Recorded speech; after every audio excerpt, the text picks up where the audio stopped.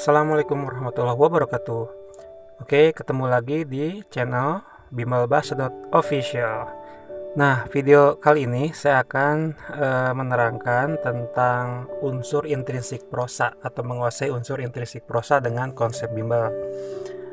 Kalau prosa itu kan kita tahu ya, ada dua, ada cerpen, ada juga novel.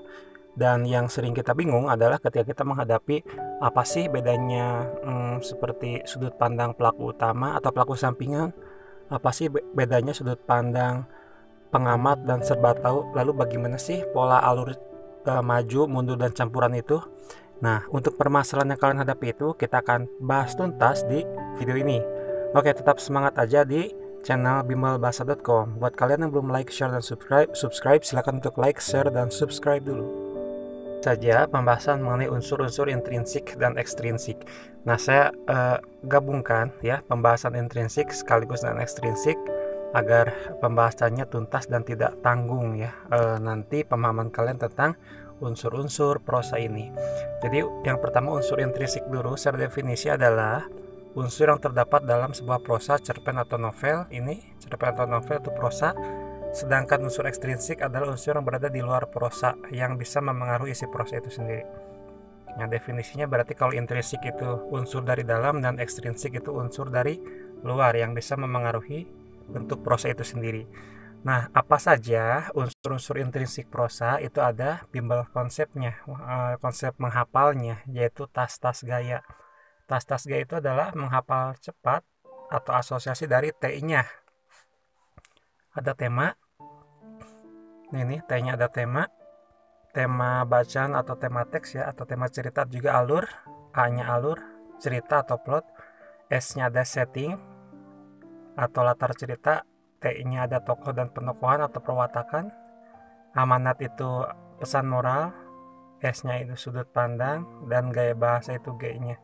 Jadi disingkat tas-tas gaya. Itulah cara menghafal cepat unsur intrinsik dari prosa. Jadi jika ada yang ditanyakan atau jika ada pertanyaan, sebutkan unsur-unsur intrinsik dari prosa, maka jawabannya adalah tas-tas gaya. Oke, itu ya. Kita akan lanjut ke slide berikutnya. Saja yang pertama dari unsur tas-tas gaya adalah tema. Tema itu adalah hal yang melatar belakangi si cerita. Tema kan bisa berupa persahabatan, asmara, percintaan, ketuhanan, agama, toleransi, pluralisme, olahraga, rumah tangga, kesetiaan, dan lain-lain. Contohnya adalah novel Ketika Cinta Bertasbih. Di sana kan temanya include antara apa ya, agama dan percintaan gitu. Kalau temanya misalkan yang berbau mistis, contohnya adalah arwah gentayangan. Jika ada novel tentang arwah gentayangan misalkan, itu berarti temanya mistis. Terus novel yang paling terkenal dari Andra Hirata yaitu Laskar Pelangi, temanya adalah pendidikan. Bisa juga pendidikan dan persahabatan, itu temanya. Jadi untuk menentukan sebuah novel, biasanya penulis atau pengarang novel itu atau cerpen juga sama, itu menentukan dulu tema cerita, baru ke judul, baru ke kerangkanya. Oke, itu yang pertama tentang tema. Berikutnya ada alur cerita atau jalan cerita. Di sini ada 3 jenis alur. Yang pertama itu ada alur maju. Nah, alur maju kalian harus paham juga istilahnya, yaitu progresif. Alur mundur istilahnya regresif atau flashback atau kilas balik. Dan ada alur campuran atau variatif. Itu mengenai alur cerita atau plot. Untuk penjelasan alur cerita kita lihat di slide berikutnya. Oke, berbicara tentang plot atau alur cerita ini kita akan bahas dua hal, yaitu jenis-jenis alur dan pengaluran. Jadi ada jenis-jenis alur dan pengaluran atau plotting. Yang pertama jenis alur itu ada alur maju. Nah, di sini ada track waktunya. Coba kita lihat. Alur maju itu cerita dimulai dari bagian awal ya, awal cerita. Awal cerita ditandai dengan tanda merah. Awal cerita ditandai dengan simbol merah ini. Diawali dengan atau di bagian awal cerita maju secara kronologi dan terus maju tanpa kembali ke waktu lampau. Jadi kalau misalkan cerita dimulai di sini, nah maka dia akan terus maju sampai poin akhir gitu. Ini kan waktu sekarang nih, lalu nanti berakhir di masa depan bagian ceritanya. Jadi tidak mundur lagi di masa dulu atau waktu lampau gitu. Itu alur maju. Secara selintas mungkin bisa dipahami lewat track waktunya. Kita lanjut ke alur berikutnya. Yang kedua ada alur mundur, flashback atau kilas balik. Di sini cerita dimulai di titik waktu tertentu. Jadi dimulai di titik waktu tertentu. Ya biasanya sih oke lah di waktu sekarang. Jadi dimulainya di waktu sekarang. Jadi masih ini dimulai di waktu sekarang. Kita tandain dengan simbol merah biasa. Nah, habis itu mundur maju ke masa depan secara singkat. Lalu mundur ke belakang atau mundur ke waktu lampau. Maju lagi ke depan tanpa melewati titik waktu mundur. Kalau bingung lihat skemanya. Di sini ada bagian awal ya, biasa simbol merah. Lalu dia maju ke depan, maju di bagian ini saja. Nah, di bagian ini aja majunya jadi hanya sebatas bagian orientasi, pengenalan. Baru ke belakang sampai titik tertentu ya di masa lalu, kembali lagi di akhir ini tanpa melewati titik waktu mundur atau flashback point. Jadi tanpa melewati ini. Nah, kalau melewati ini nanti campuran ya. Pokoknya tanpa melewati titik waktu mundur atau flashback pointnya.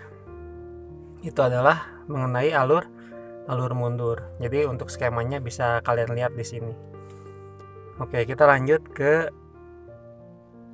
alur maju atau alur campuran. Ini alur campuran, cerita dimulai di titik waktu tertentu dan bergerak maju ke masa depan, lalu mundur ke belakang lewat flashback point dan maju lagi dengan melewati titik awal. Coba kita lihat di sini skemanya. Cerita dimulai, biasanya dimulai di simbol merah ini. Nah, di simbol merah dimulai di simbol merah, baru bergerak ke depan, ke sini bergerak. Nah, bergerak ke depan. Itu bergeraknya itu disebut juga bagian ini nih, bagian orientasi sampai komplikasi. Kalau alur mundur tadi kan itu hanya majunya sebatas orientasi, tapi kalau ini sampai dulu ke bagian komplikasi baru mundur. Ini habis komplikasi ada flashback point baru mundur. Sampai titik waktu tertentu maju lagi melewati titik awal ya, titik awal atau flashback point. Jadi berakhirnya di sini di masa depan. Jadi kalau alur mundur itu tidak melewati titik balik atau masa sekarang ya, tidak melewati masa sekarang. Kalau alur campuran itu berakhirnya di masa depan. Jadi alurnya bisa kalian lihat lewat link garis ini. Ingat, flashback point adalah kilas balik. Biasanya ditandai dengan kata ingat nggak dulu. Nah, pada waktu itu berarti kita berbicara tentang masa lalu gitu, akan diceritakan, ceritanya dimulai di masa lalu gitu. Maksudnya ceritanya akan ada lagi di masa lalu seperti apa, ke bawah sampai masa sekarang, maju lagi dan berakhir di suatu titik tertentu. Itulah pola atau istilah flashback point untuk alur mundur dan campuran. Gimana, paham ya? Kita akan lanjut ke slide berikutnya. Kita bahas bagian pengaluran. Ini bagian kedua tentang poin alur atau plot. Pengaluran adalah plot cerita dilihat dari naik turunnya masalah. Jadi kalau misalkan cerpen itu biasanya masalahnya itu hanya satu puncak ya, hanya naik satu tingkatan. Berarti di sana polanya sederhana. Tapi kalau novel itu bisa naik turun, masalah sudah muncul, baru ke solusi, muncul lagi masalah, ke solusi lagi, selesai masalah, muncul lagi, dan gitu seterusnya. Termasuk ketika cerita dikonversi menjadi film atau drama, itu polanya kompleks, beberapa puncak masalah. Ada 3 jenis pengaluran utama. Yang pertama itu ada orientasi, ini yang wajibnya, pengenalan, ada komplikasi masalah, dan terakhir itu ada resolusi atau solusi masalah. Tapi bisa ditambahkan juga abstrak sama koda itu ya, abstrak di bagian awal, koda di bagian terakhir. Nah, ini abstrak itu apa sih? Abstrak itu adalah ringkasan cerita atau gambaran awal akan dikembangkannya cerita tersebut menjadi lengkap, atau gambaran awal yang akan dikembangkan menjadi cerita lengkap. Abstrak bersifat opsional, boleh ada boleh tidak. Ini contoh abstrak nih. Jadi sebelum orientasi ada kalimat seperti ini. Cerita ini akan menjelaskan atau novel ini akan menceritakan tentang sistem feodalisme yang masih terjadi di Pulau Jawa. pada zaman penjajahan Belanda. Nah, itu cukup abstrak.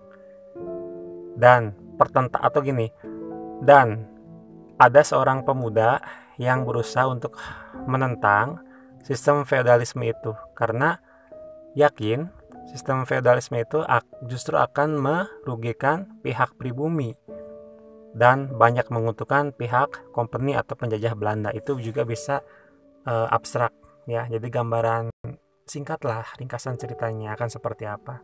Lalu masuk ke bagian orientasi, ini yang wajibnya. Orientasi itu adalah bagian awal cerita yang memperkenalkan latar waktu, tempat, dan tokoh-tokoh utama. Biasanya dikasih dengan frasa waktu pada zaman dahulu kala, Al-Kisah, Syahdan.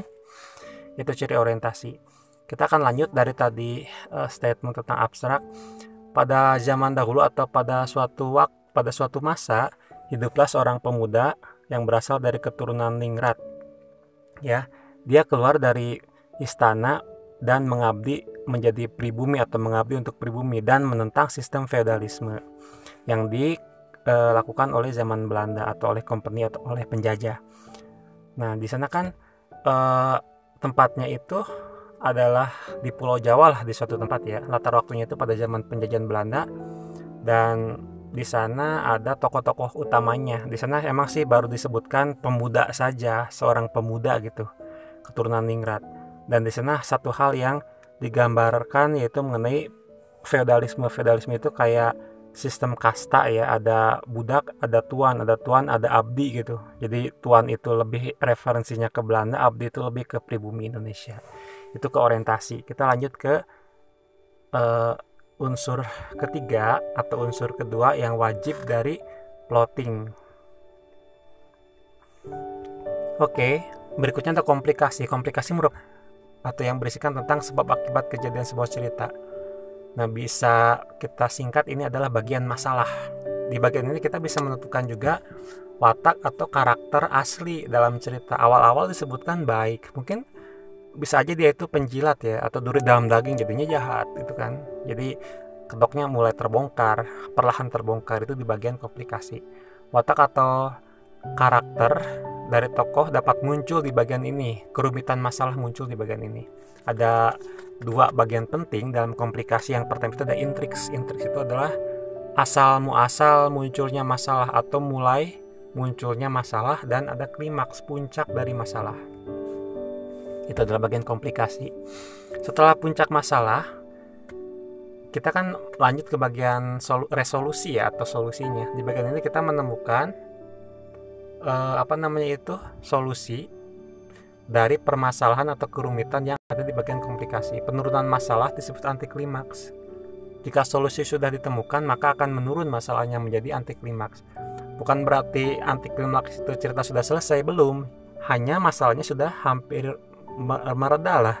Sudah semakin mereda tapi belum selesai, tapi mereda saja. Nah, jadi ada bagian antiklimaks itu yang ditunggu sebenarnya, yang bagian penting yang paling ditunggu oleh pembaca. Seperti apakah sih penjahatnya akan berakhir? Nah, itu kan hal yang paling ditunggu kan. Biasanya di sini jagoan-jagoan itu pada muncul, penjahat-penjahat sudah mulai kalah gitu kan. Oke, yang terakhir ada bagian koda. Koda atau intisari ini adalah kesimpulan cerita yang berisi nilai moral ataupun pelajaran secara tertulis dapat diambil dari suatu cerita. Jadi di sini yang namanya koda itu bisa ditentukan jika kita membaca keseluruhan cerita. Jadi tidak setengah-setengah. Itu bisa tertulis, bisa disampaikan langsung oleh narator cerita atau oleh pengarang lewat tokoh, atau bisa juga kita menyimpulkan sendiri berdasarkan reka cerita. Itulah ya mengenai koda. Jadi dipastikan plotting itu yang wajibnya ada 3. Nah, plotting itu yang wajibnya ada 3.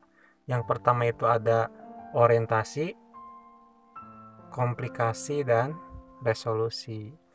Oke, itu paham ya tentang plotting. Mari kita lanjut ke slide berikutnya. Ini masih berhubungan dengan plot cerita atau alur cerita, yaitu tentang jenis-jenis konflik yang terjadi dalam cerita. Ada 4 jenis konflik. Yang pertama itu konflik batin. Konflik batin biasanya itu melibatkan perasaan ya, bersedih, gundah, gulana, bingung, heran, apalagi ya, kayak baper mungkin ya, dan lain-lain lah. Biasanya itu ditemukan dalam intriks. Kita tahu kalau bagian intriks itu adalah bagian permasalahan cerita. Nah, di bagian intriks itu biasanya konfliknya batin dulu. Jadi konflik yang rendah-rendah atau yang sederhana dulu kan nggak mungkin langsung konflik fisik kan. Baru aja cerita dibuka langsung aja baku hantam gitu kan, nggak mungkin. Jadi kita konfliknya batin dulu, misalkan dari perasaan bingung muncullah masalah lainnya yang lebih tinggi, dari perasaan bersedih atau heran muncullah kecurigaan hingga akhirnya bersih tegang, berkelahi dan lain sebagainya. Nah itu merembet menjadi hal yang lebih fatal atau lebih klimaks. Itu yang pertama, konflik batin atau konflik konflik batin atau konflik rohani. Berikutnya ada konflik ide atau konflik gagasan yang kedua. Di sini contohnya adalah berdebat, konflik gagasan nih. Ada berdiskusi, ada juga adu mulut bersih tegang, tapi belum melibatkan fisik. Biasanya konflik ide gagasan ini ditemukan di bagian intriks. Dan bagian klimaks juga ada beberapa. Jadi untuk bagian klimaks boleh kita menggunakan konflik ide atau gagasan. Tidak selalu harus konflik fisik, adu fisik ya, atau baku hantam atau berkelahi atau duel. Itu yang kedua. Coba kita lanjut.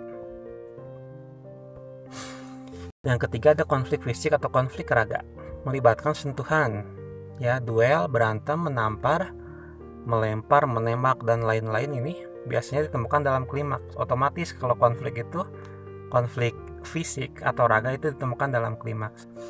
Ya, kalau sudah konflik batin ya, ada sedih atau apa, kecurigaan, baru bersih tegang atau adu mulut atau adu argumen ya, debat panas, baru langsung ke duel gitu biasanya kan, seperti itu. Tidak mungkin fisik dulu baru ke konflik batin.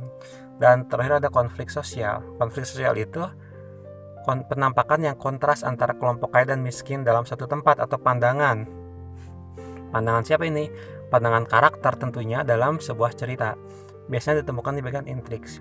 Contohnya gini, konflik sosial itu bukan berarti si kaya dan si miskin adu argumen, debat atau apa ya, enggak. Jadi kalau misalkan di sini ada si kaya dan si miskin berantem atau duel, itu konflik fisik.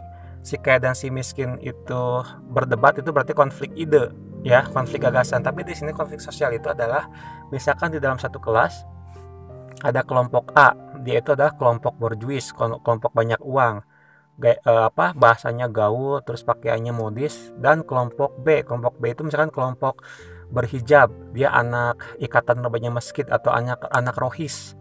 Biasanya kan anak rohis gaul dengan anak rohis lagi, anak model lagi kan, anak motor dan anak motor lagi. Nah itu mereka di grup-grup atau di kelompok-kelompok dalam suatu tempat, misalkan terlihat banget kontrasnya.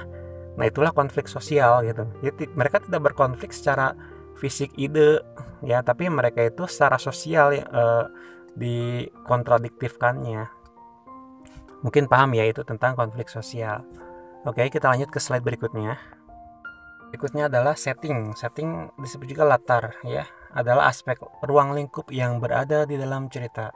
Latar cerita mencakup 3 jenis. Ada latar waktu, disebut juga unsur when, ada latar tempat, unsur where, dan terakhir itu ada latar suasana atau unsur how. Coba perhatikan analisis sederhana mengenai latar cuplikan novel atau cerpen di bawah ini atau berikut ini.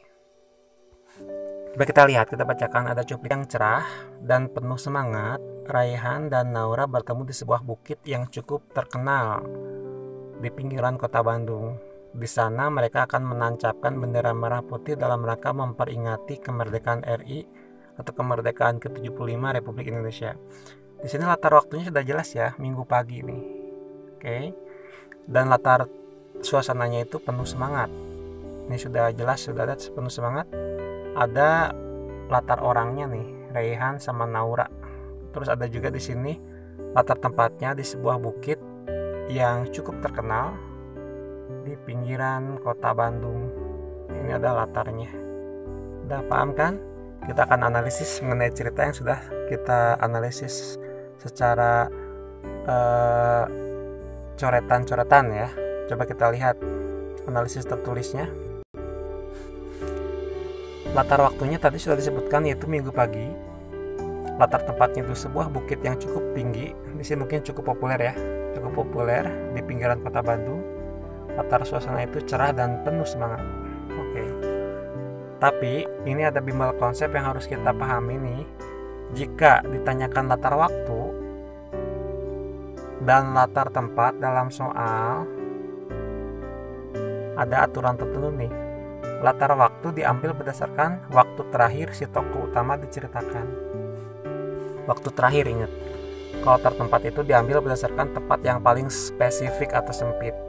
Ingat, tempat paling spesifik atau tempat yang paling sempit.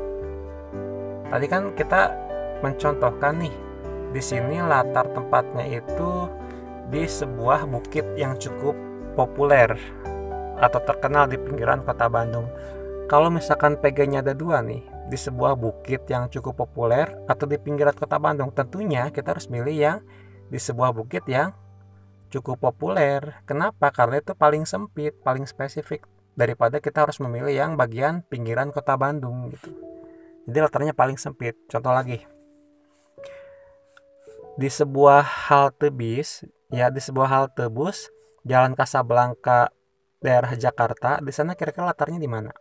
Apakah Jakarta, Jalan Kasablanka, atau di sebuah halte bis? Tentunya jawabannya adalah yang paling sempit, itu di sebuah halte bus gitu ya, atau halte bis. Itu adalah cara penentuan latar jika kebetulan saja ditanyakan tiga-tiganya dari seri yang sudah kita sebutkan, seri latar tempat yang kita sudah sebutkan sebelumnya. Paham ya? Oke, itu tentang setting atau latar. Mari kita lihat slide berikutnya. Kita bahas bagian keempat. Setelah tadi kita bahas bagian ketiga tentang setting. Yang keempat ada tokoh dan penokohan. Ya, penokohan itu boleh kita sebut itu perwatakan. Watak atau perwatakan adalah tokoh atau pemain dalam cerita itu sendiri. Sedangkan perwatakan adalah pemberian karakter atau sifat yang dimainkan oleh tokoh dalam cerita. Secara teori kesusastraan atau literatur, watak tokoh dalam prosa, novel, atau cerpen dibagi menjadi 3 bagian utama dan 1 bagian opsional atau pilihan, boleh ada boleh tidak. Yang pertama itu ada tokoh protagonis. Protagonis adalah tokoh utama yang sejalan dengan pikiran pembaca. Ingat, sejalan dengan pikiran pembaca. Oke, ini adalah tokoh protagonis. Tokoh yang pro dengan tokoh utama protagonis disebut tokoh pembantu protagonis. Protagonis umumnya berwatak baik, namun ada juga yang berwatak atau berperilaku tidak sesuai dengan norma. Tapi tetap saja masih didukung oleh pembaca atau sejalan dengan pikiran pembaca. Contohnya, protagonis yang berwatak tidak baik ya.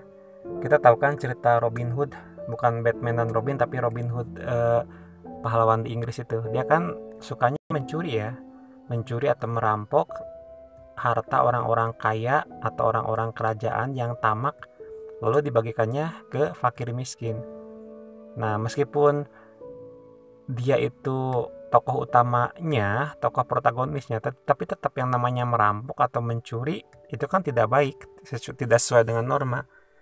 Perilaku seperti itu jika masih tetap didukung atau sejalan dengan pikiran pembaca atau penonton, maka tetap boleh kita sebut Robin Hood protagonis, meskipun dia seorang pencopet atau pencuri. Yang B, antagonis. Antagonis adalah tokoh utama dalam cerpen atau novel yang berseberangan atau kontradiktif ya, berseberangan atau kontradiksi, beroposisi dengan tokoh utama, boleh secara pemikiran ya. Nah, tokoh yang pro dengan tokoh antagonis disebut juga tokoh pembantu antagonis. Umumnya watak antagonis itu jahat atau berperilaku tidak sesuai dengan norma. Itu. Oke, kita lanjut ke bagian berikutnya. Oke, di sini ada bagian tritagonis. Tritagonis disebut juga watak netral atau penengah.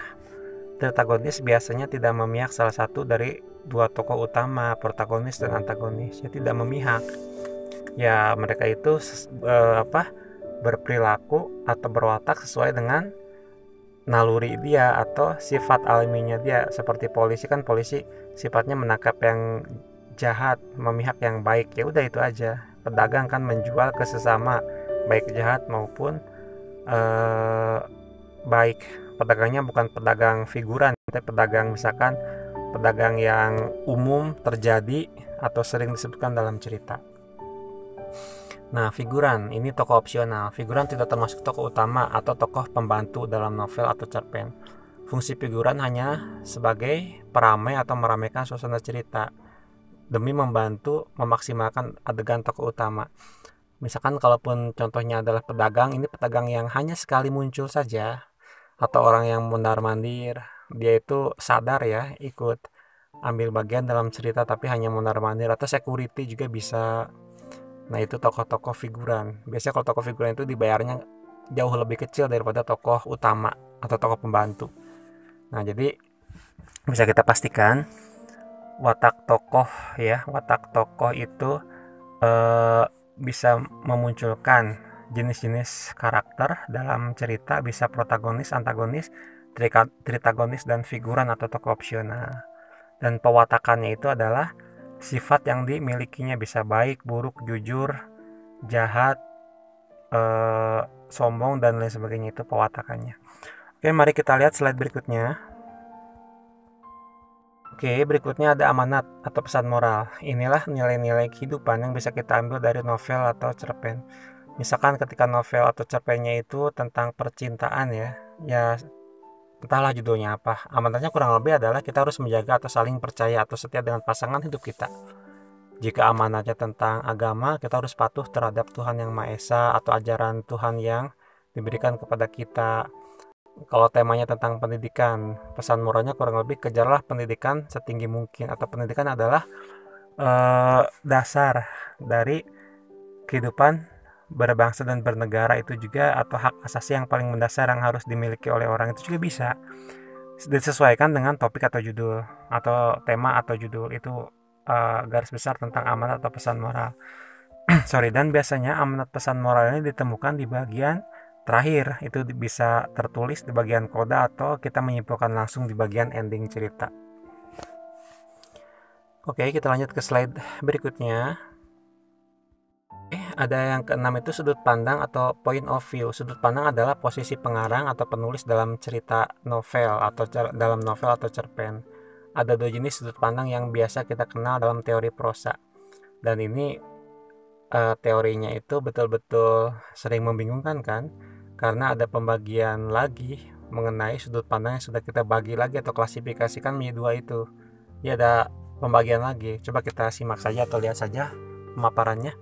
Yang pertama ada sudut pandang orang pertama atau akuan disebutnya. Ada orang ketiga atau diaan. Berarti kalau orang akuan, posisi pengarang seakan-akan dia ikut terlibat dalam cerita, ikut memainkan, ya ikut bermain, ikut merasakan, dan direpresentasikan dengan pronomina aku. Jadi kalau ada novel sama cerpen, di dalam narasinya bukan dalam dialog, ingat ya, bukan dalam dialog atau yang ada dalam tanda petik, tapi dalam narasinya ada kata aku atau kami atau ku, maka itu orang pertama. Ada dua nih, ada pelaku utama dan pelaku sampingan. Bedanya apa? Kalau pelaku utama, tokoh utama aku yang disebutkan di bagian orientasi itu dominan dalam cerita. Dia diceritakan, dia merasakan, dia terlibat, dia banyak beradegan di dalam cerita. Jadi dianya aja fokusnya ke tokoh aku. Tapi kalau tokoh sampingan atau pelaku sampingan, tokoh utama akunya tidak dominan. Ini tidak dominan, malah bisa kehadiran aku itu hanya menjadi alat kehadiran tokoh untuk lainnya atau tokoh utama lainnya. Contohnya gini, ini pelaku utama aku ya. Di suatu hari atau di suatu tempat, aku menemukan kondisiku dalam keadaan mabuk kepayang. Aku baru sadar, ternyata malam aku habis mabuk bersama teman-teman. Aku merasa sedih, kok bisa-bisanya teman-temanku mencekoki aku dengan minuman keras, padahal aku itu orang baik. Aku merasa marah, bla bla bla bla bla, maka ceritakannya itu aku terus, yaitu berarti tokoh utama atau pelaku utama. Kalau pelaku sampingan, akunya itu sebagai kehadiran tokoh lain atau tidak dominan. Contohnya, aku memiliki seorang adik namanya Cassandra.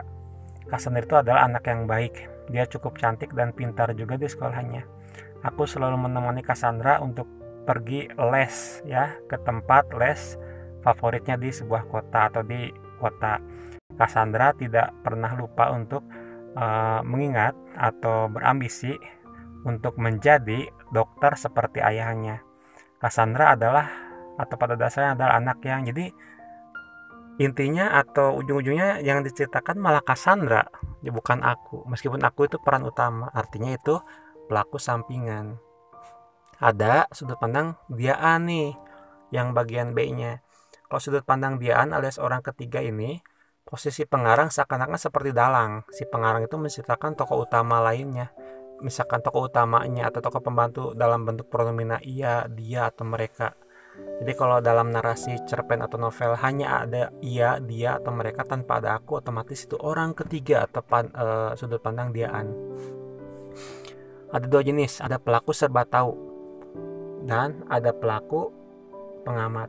Kalau serba tahu itu mirip dengan pelaku utama ya, jadi tokoh utama dianya dominan dalam cerita. Kalau tokoh pengamatnya berarti tokoh dianya tidak dominan, jadi malah digunakan atau menjadi alat kehadiran tokoh utama lain. Nah itu tentang sudut pandang atau point of view dalam cerita. Oke, kita lanjut ke slide berikutnya. Oke, yang berikutnya ada gaya bahasa atau gaya, karena dia ada tas-tas gaya, terakhir itu ada gaya. Adalah penggunaan aspek kebahasaan dalam cerita dan biasanya dipengaruhi oleh beberapa hal, misalkan tema, latar belakang, ada juga latar belakang pengarang ya, sebagainya, juga target pembacanya, pasar pembaca seperti apa. Contohnya, biasanya novel yang bertemakan remaja, biasanya bahasa yang digunakannya itu agak gaul ya, atau bahasa gaul dan tidak formal, kayak lo, gua gitu kan ya, bahasa-bahasa ngetren lah yang menjadi trendsetter remaja sekarang. Novel yang bertemakan anak-anak biasanya bahasanya itu banyak menggunakan istilah-istilah sederhana sehari-hari, terus menarik, menghibur, inspiratif juga, edukatif gitu. Kalau novel yang bertemakan fiksi ilmiah disebut juga ilmiah nih, atau misteri. Biasanya kan bahasa yang digunakannya itu teknis, ilmiah, atau berbasis keilmuan. Karena seperti taksonologi, ilmu apa sih?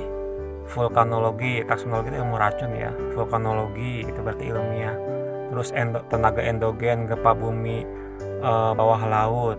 Ada juga di sana litosfer yang pecah, lapisan litosfer yang pecah atau yang hancur. Itu kan istilah film-film ilmiah.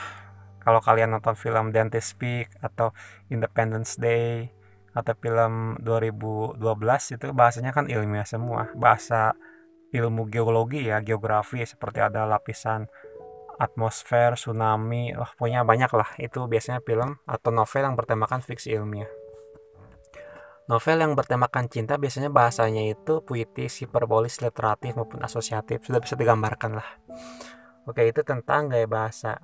Ada mungkin kalau ada yang ditanyakan, silakan bisa kalian isikan kolom komentar, nanti kita akan langsung bahas sejelas-jelasnya. Adalah unsur ekstrinsik. Tadi sudah kita jelaskan unsur intrinsik terdiri dari tas-tas gaya, tema, alur, S-nya setting, T berikutnya tokoh penokohan, A-nya amanat, S-nya sudut pandang, dan gaya itu gaya bahasa. Itulah tas-tas gaya. Nah, unsur ekstrinsik cerpen ini adalah unsur yang terdapat di luar cerita yang melatar belakangi pengarang dalam membuat cerpen tersebut. Unsur ini sangat memengaruhi berbagai aspek dalam cerpen, misalkan tema. Kalau yang namanya pengarangnya, latar belakangnya dia itu romantis, puitis, pasti tema-tema novel atau cerpennya tidak kurang dari percintaan. Ya, contoh lagi adalah, atau kurang lebih percintaan lah. Seorang Habibur Rahman El-Shirazi, dia kan orangnya agamis ya. Ya, novel karangan dia kurang lebih tentang agama, meskipun disisipi cinta gitu kan. Ayat-ayat cinta, ketika cinta bertasbih. Ya, seperti itulah kurang lebih. Nah, unsur intrinsik cerpen juga dibagi menjadi beberapa hal. Di antaranya adalah latar belakang sosial atau kemasyarakatan, ada latar belakang pendidikan, dan aliran sastra pengarang. Latar belakang sosial dan kemasyarakatan akan memengaruhi pengarang untuk menentukan tema cerita atau latar atau penokohan. Kalau biasanya dia itu Raditya Dika, latar belakang sosialnya kan gaul ya, modis, itu tahu istilah-istilah trendsetter anak muda. Maka ya kurang lebih ceritanya cerita tentang cinta lah remaja, kayak cinta Brontosaurus, cinta dalam kardus. Ya itu tema-tema Raditya Dika gitu novelnya. Remaja lah, gaul ya. Latar belakang pendidikan. Di sini pengarang akan latar belakang pendidikan akan memengaruhi pengarang dalam menggunakan bahasa dan menentukan kualitas karya sastra yang ia buat. Biasanya kalau pengarangnya itu maaf nih, dia latar pendidikannya SMA. Bahasa yang digunakannya mungkin ya latar SMA saja lah. Ya gaul gitu ya, agak sedikit gaul, terus tidak terlalu teknis atau bersifat kajian ilmiah, karena nanti akan mempengaruhi reputasinya juga sebagai pengarang. Beda lagi kalau latar belakang pendidikan pengarangnya S3 atau dokter, bisa saja dia menggunakan bahasa-bahasa yang sifatnya kajian, ya mungkin kayak Rocky Gerung gitu ya, bahasanya itu tingkat tinggi, bisa aja itu. Dan novelnya itu mungkin nanti temanya itu novel ilmiah atau fiksi ilmiah juga, atau novel misteri juga. Itu tentang latar belakang pendidikan bisa berpengaruh terhadap pembuatan kualitas novel. Ada aliran sastra pengarang, ini yang ketiga nih. Seorang penulis pastinya mengikuti aliran sastra tertentu. Aliran sastra tertentu ini bisa dijadikan syarat oleh pengarang untuk membuat atau memulai cerita atau memulai pembuatan prosa, cerpen atau novel. Jadi hal tersebut dapat memberikan pengaruh besar terhadap gaya penulisan juga atau menentukan plot cerita juga. Oke, tuntas sudah ya, itulah pembahasan tentang unsur intrinsik dan unsur ekstrinsik dari cerpen. Mudah-mudahan pembahasannya bermanfaat buat kalian. Oke. Tuntas sudah pembahasan tentang unsur intrinsik prosa dan unsur ekstrinsik prosanya dengan konsep bimbelnya. Nah, mudah-mudahan permasalahan ya yang kalian hadapi seputar pertanyaan-pertanyaan yang masih bingung nih, belum ada referensinya atau rujukannya di internet atau di Google, bisa kalian tuntaskan di video ini. Ya, buat kalian yang belum like, share, dan subscribe, silakan untuk like, share, dan subscribe dulu agar channel ini tetap eksis. Itu saja, thank you very much. Wassalamualaikum warahmatullahi wabarakatuh.